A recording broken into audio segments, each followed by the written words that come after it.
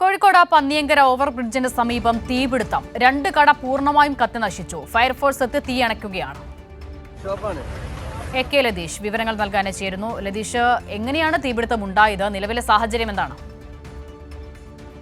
തീപിടുത്തം എങ്ങനെയാണ് ഉണ്ടായതെന്ന് സംബന്ധിച്ച വിവരം പൂർണ്ണമായും ലഭ്യമായിട്ടില്ല. അതായത് വർക്ക്ഷോപ്പ് ഉൾപ്പെടെയുള്ള കടകൾക്കാണ് തീപിടിച്ചത്.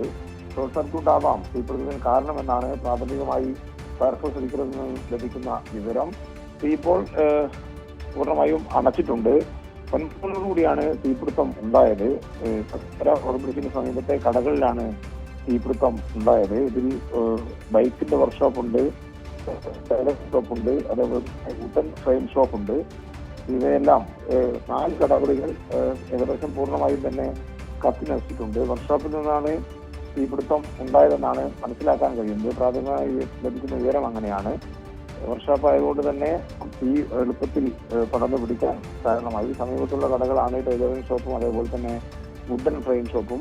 വുഡൻ ഫ്രെയിം ഷോപ്പിൽ ചെറിയ മരത്തടികൾ ഉൾപ്പെടെയുള്ള വസ്തുക്കൾ ഉണ്ടായിരുന്നു. അതെല്ലാമാണ് പൂർണ്ണമായും കത്തി നശിച്ചത്.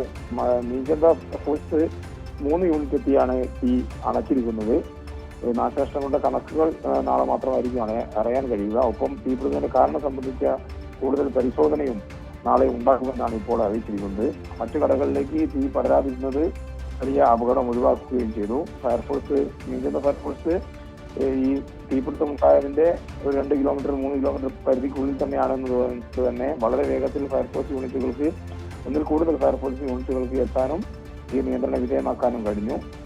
എന്തായാലും ഇപ്പോൾ തീ പൂർണ്ണമായും അണച്ചിട്ടുണ്ട്. ശരി.